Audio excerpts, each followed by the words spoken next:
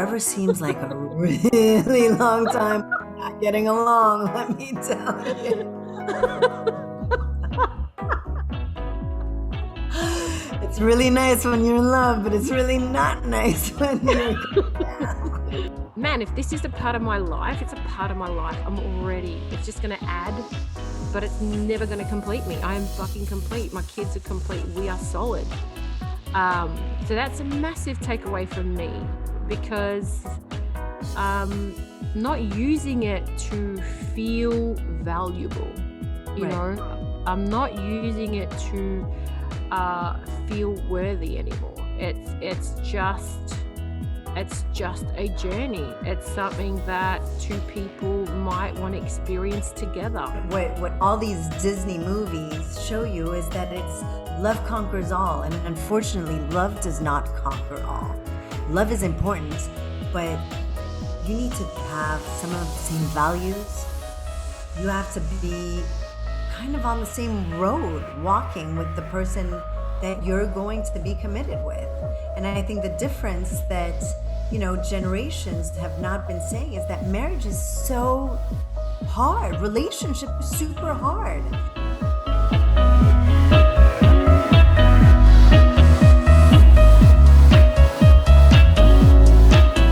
Namaste, amigos. This is Vanessa and Aesha, two wildly passionate women coming to you from opposite sides of the world, Australia and Mexico.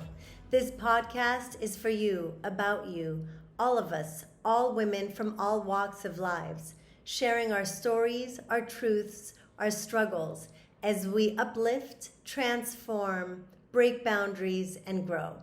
Aesha, how are you? Hey, Vanessa, I am actually feeling fabulous. It's midday in Australia, and I know it's nighttime over there in Mexico. So good night for you, but really pumped and excited about our first episode. Yes. So shall we go right into the topic? Let's go right in. All right, so let us give our viewers or our listeners a little bit of a backdrop. Vanessa and I are both single parents. Vanessa has a young daughter. I have 3 children. And basically, us being single parents, we found a connection, and we have spoken about all our journey and what we're doing as parents and also as women, and that connected us. And so then we decided to create this podcast and take you guys on this journey along with us. So topic number 1 is all about marriage, girl. Hey, marriage. Let's get right into it. Please tell us, what was your idea of marriage and what did it look like for you? Marriage. I grew up in a home where my parents are still married. They're 43 years in. Not a lot of those are still left. So it's pretty admirable, and that's exactly what I wanted.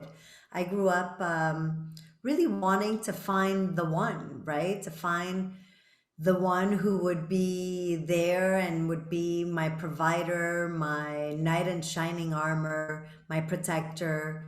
And there was this idea of safety behind getting married and having kids, and someone who would come and who would protect you from all evil, and who would also provide for you and your family, and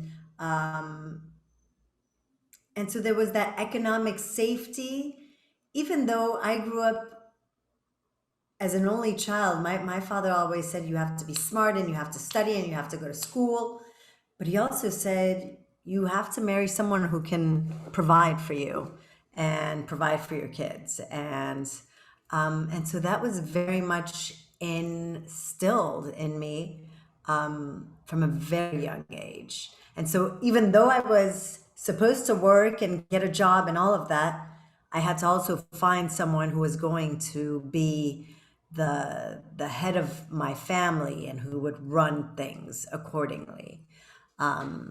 so I think it was interesting, and I think one thing you haven't mentioned is I'm French Mexican and you are English Indian, so we battle with a lot of cross culture issues, and I think in marriage.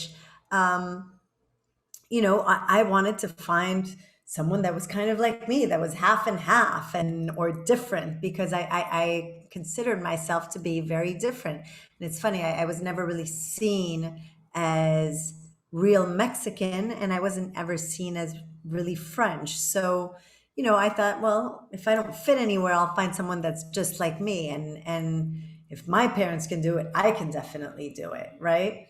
So I think that was really my whole quest on what marriage meant to me, and being kind of saved. I thought it'd be like getting to the top of the mountain and all of my answers would be solved to all my problems. I would find them there when I had found the one. What Yep. about you? That's quite interesting. Even though, like we say, different parts of the world, conditioning plays a massive part, right? So I had the same conditioning. My parents are still married. I think they're going to 50 years. Wow. And I was not even aware of the fact that people got divorced at that young age. So my happily ever after looked like till death do you part, right? There was no opting out. There was no quitting. No one, not even my family or sort of around me, I can remember as a kid, ever got married or separated. So that option wasn't there. Also, again, safety and security. So I considered the man to be the safety net, the security, the provider, the stability. Good one. And it's like an end goal for me, like that once you get married, you've achieved something, right? It's almost like you got this degree. It's like, you have finally got the reward. you know, you have accomplished something amazing in life.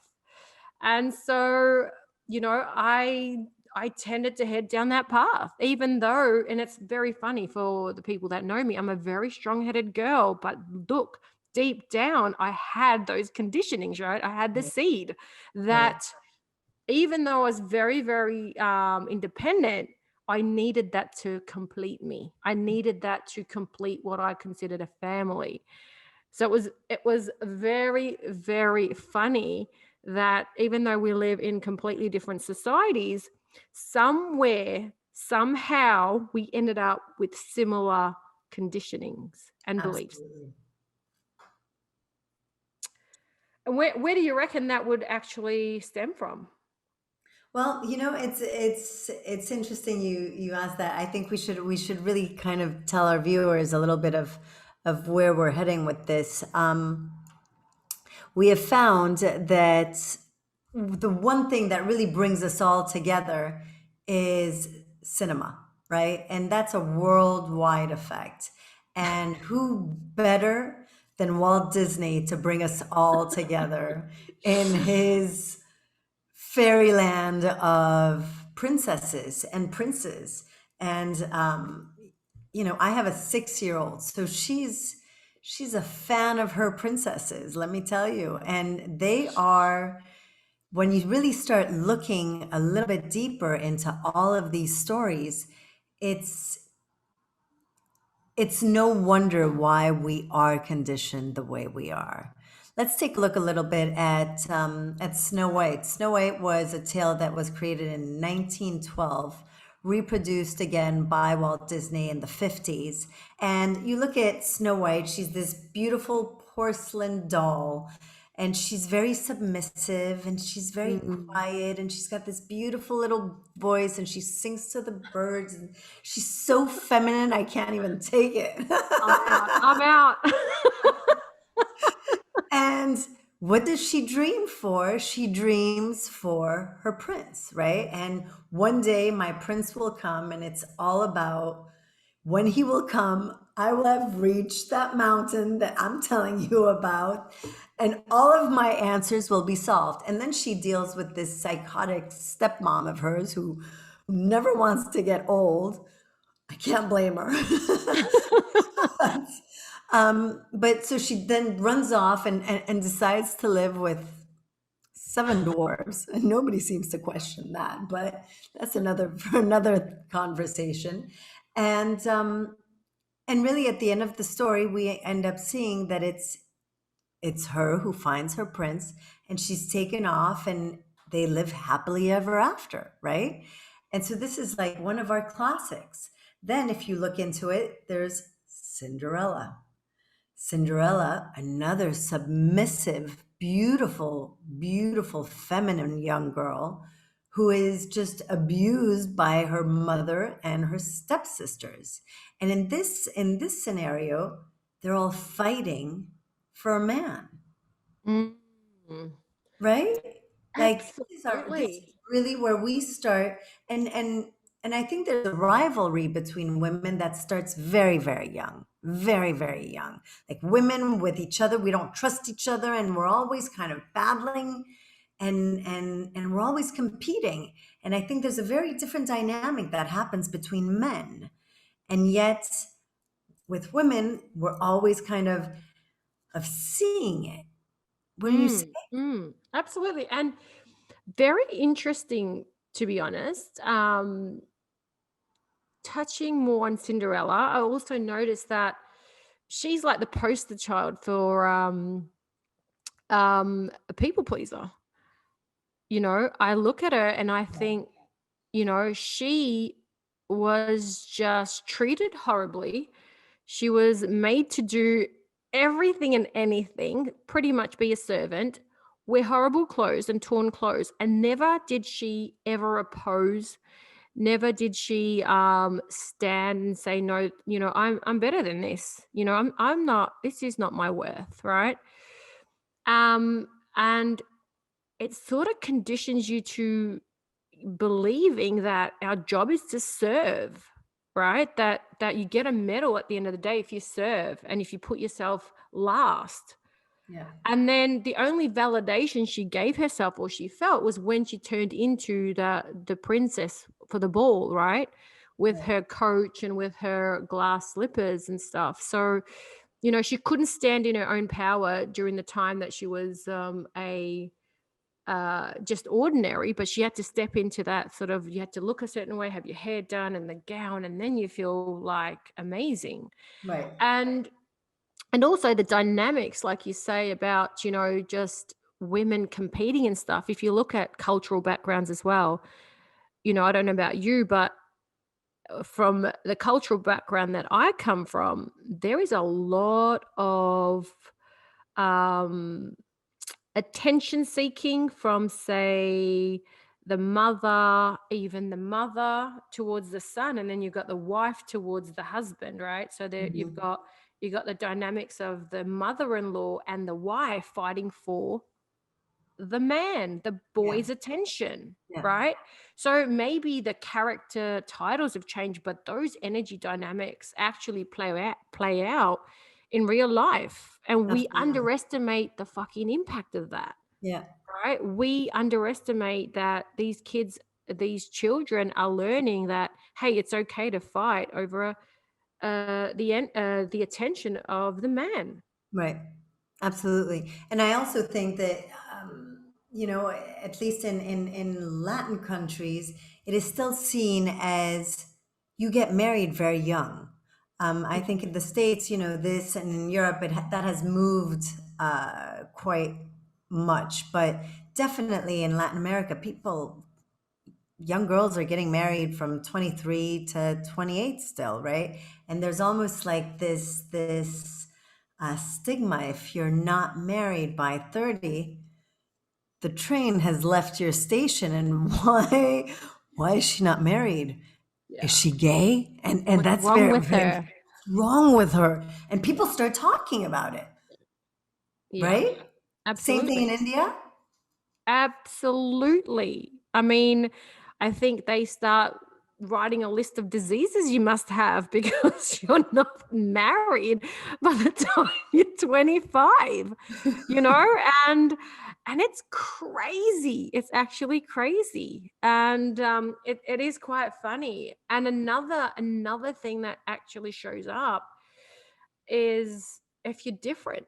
I was very different, right? I didn't fit the typical model of being a girly girl and speaking with a soft voice and walking around or wearing the clothes and everything. So automatically again it's like not just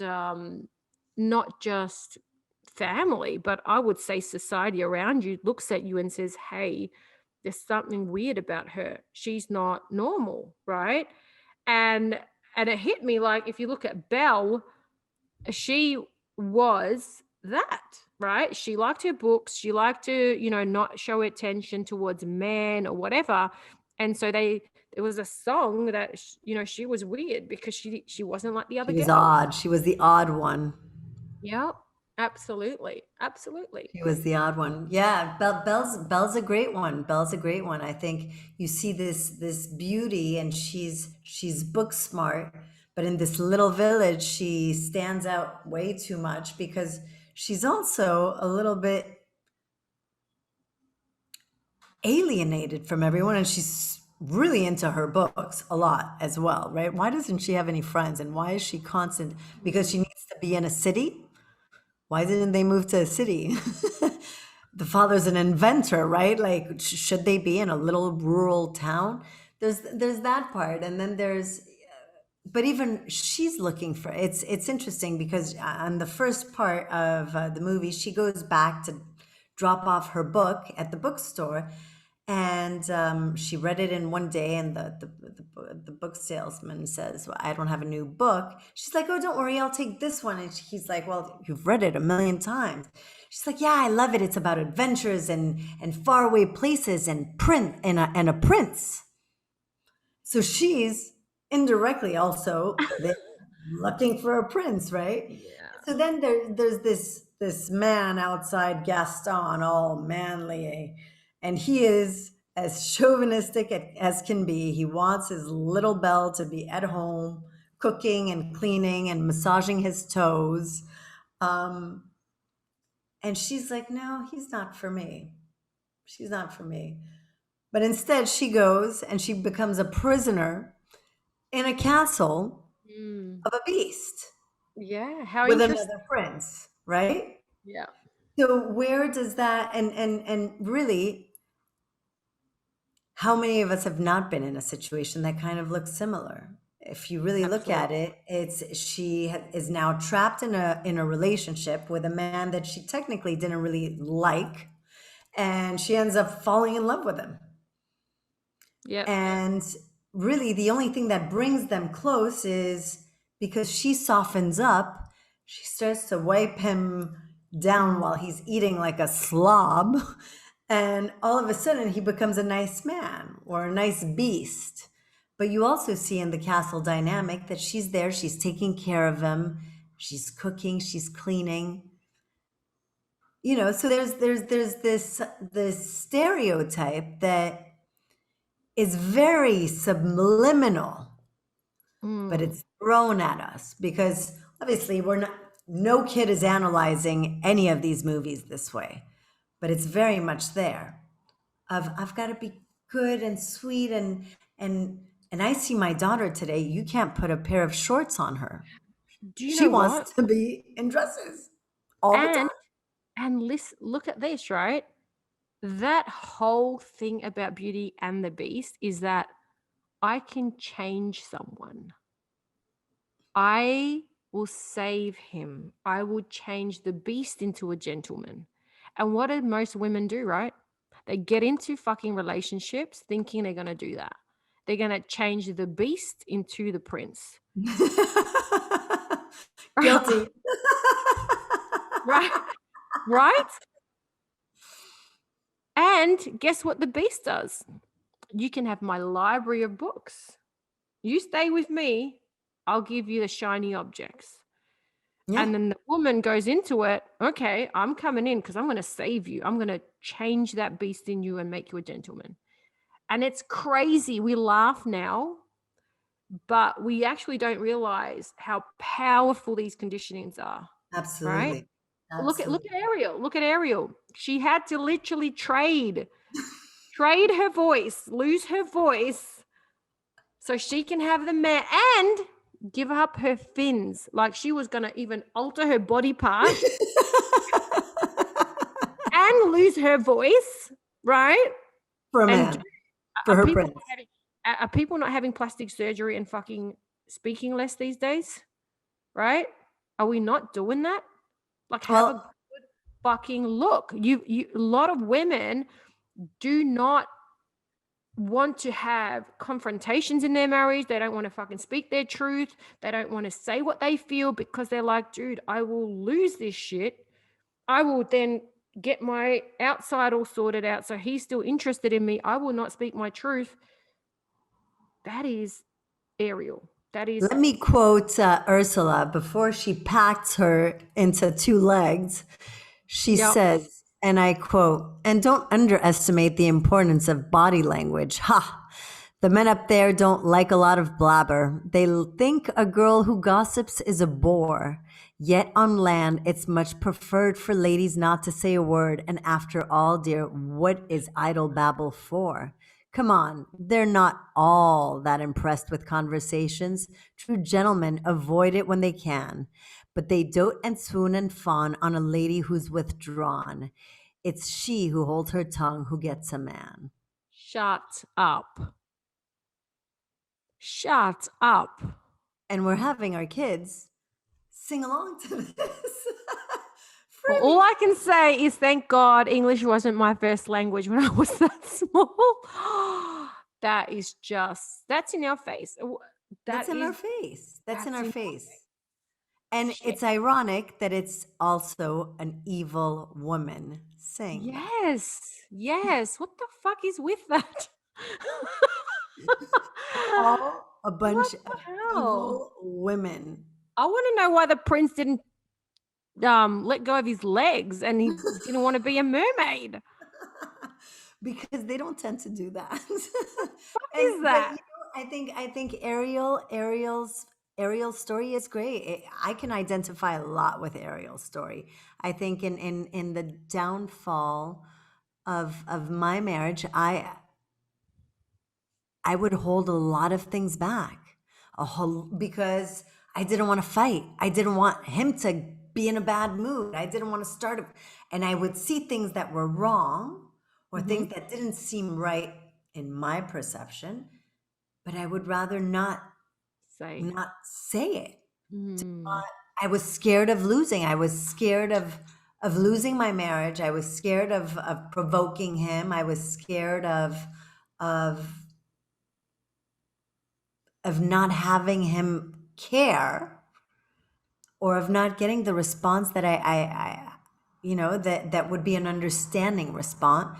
And so I would rather just not, I wouldn't say anything. And that would just build and build and build and build and build. And then one day I just exploded. That is just fucking crazy, isn't it? So I That's just think all those stories have, they don't tell you, they all say, oh, happily ever after. They don't tell you that all of these princesses are in a bar drinking alone. you want to know what's so funny about that, right? So I probably did the Disney princesses backwards. Okay. So you've got I've been married twice, divorced twice, and the funny thing about that is I started off as Mulan. I started off as the warrior, the Moana, right? And the weirdest thing is, as I got into my marriage and I realized how this is very different to what I had thought and what I had been conditioned to, I started standing in my own integrity, in my own truth. And, I took the call, right? So I was like, okay, this, obviously I didn't get it right. It must have been me. I did it the wrong way. I was too upfront. I was too different. I was too a tomboyish. I was too, you know, expressive of what I wanted to do. And so what I did was now take on the role of the Cinderella, the Sleeping Beauty, the Ariels, you know, thinking, okay, let me try it that way. Let me serve and let me not worry about what I have to say, what I feel, and let me not speak as much. Let me just allow things to happen, everything. And can I just share with you that it was horrible.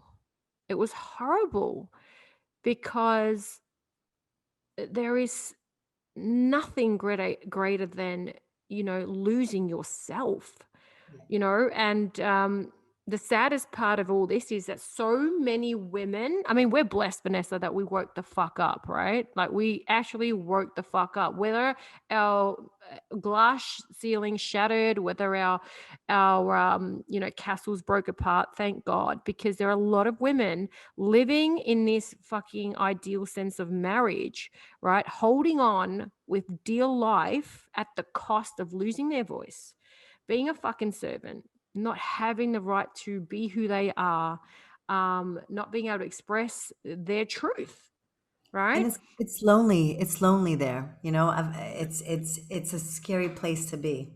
It's not a happy place. No, and you know what? You have to also think about the fact that you have kids, Yeah, right? It's like we are thinking about. I look at this. I think you have all this conditioning that's occurring, and then you are representing that same thing within that house. What do you think your daughter's going to fucking grow up to see? absolutely. Absolutely. I think in you know, in the middle of my hurricane, the only thing that got me to wake up was my daughter was yeah, 1 years old, and we were just in such a terrible yelling match. And I was like, this is what she's gonna think is normal, because we were always in a yelling match. I'm like, Mm. this is crazy. This is crazy. And if this is forever, forever seems like a really long time. We're not getting along, let me tell you. It's really nice when you're in love, but it's really not nice when you're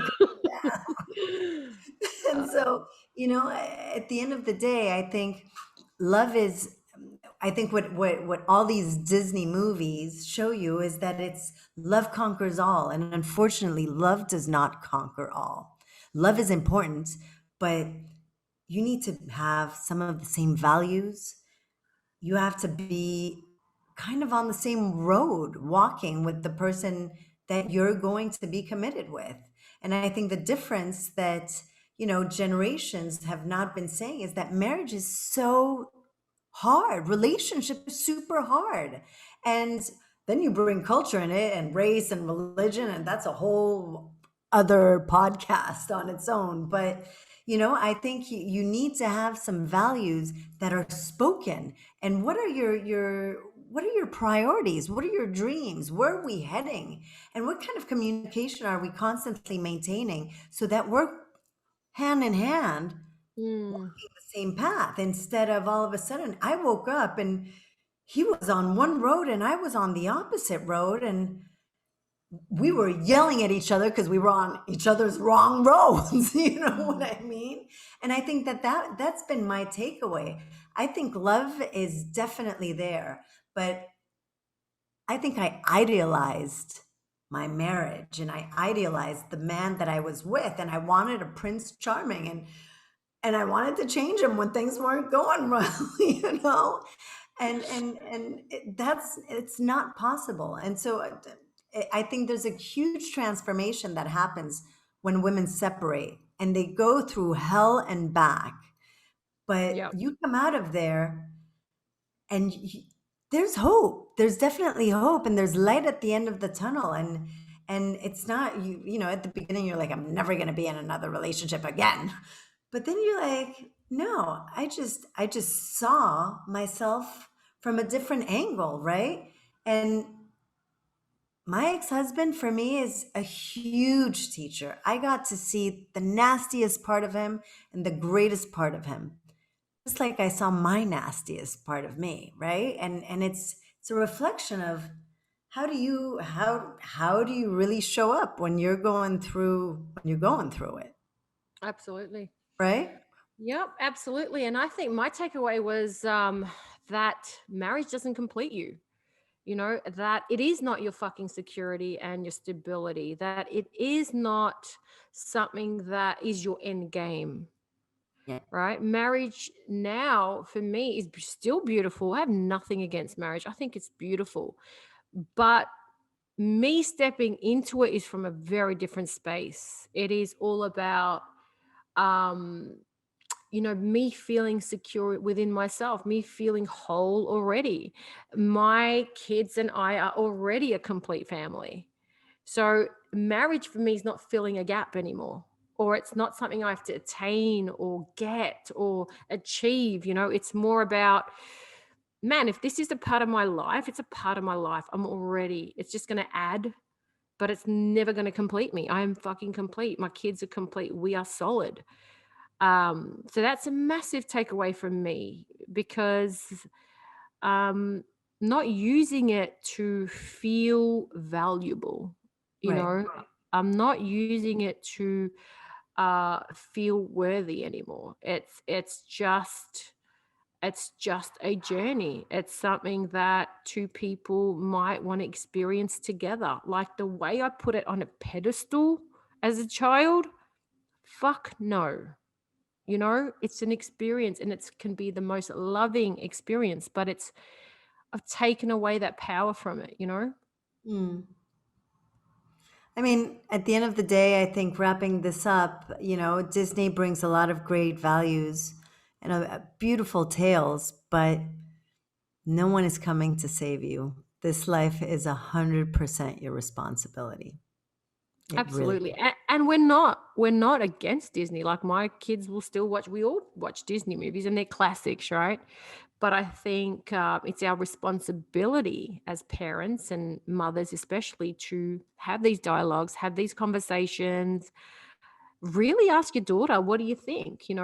Get them to analyze the characters, get them to see, and then be a very impactful role model at home.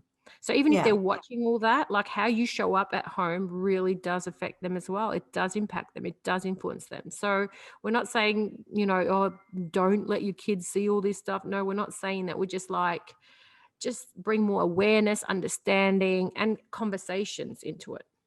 absolutely. And really, at the end of the day, the theme of marriage or the myth of marriage needs to just be addressed instead of it being just a romance fairy tale.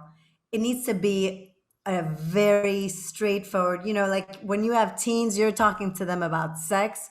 Well, Mhm. you should be talking to your kids about marriage and what it looks like and how hard it is, because Yeah. whoever is married knows how hard it is, and whoever is divorced knows how hard it is. So I think that's really our point, and I hope you all you listeners have enjoyed our show. We love for you to leave your comments, to leave your personal opinions and perceptions of what is marriage in your eyes. What does happily ever after look like for you? And Aisha, thank you, thank you, thank you. I can't wait to have you back on my Zoom and attack the rest of the podcast. We've got some really juicy conversations lined up. Yeah, absolutely, guys. Thanks, Vanessa. And I really do hope that you guys leave us some feedback and share your stories. It's all about sharing, and that's what makes us feel part of a community. And single mums, this is where you can share and learn, and also feel that you're not alone. So thanks again, and we'll catch you next time.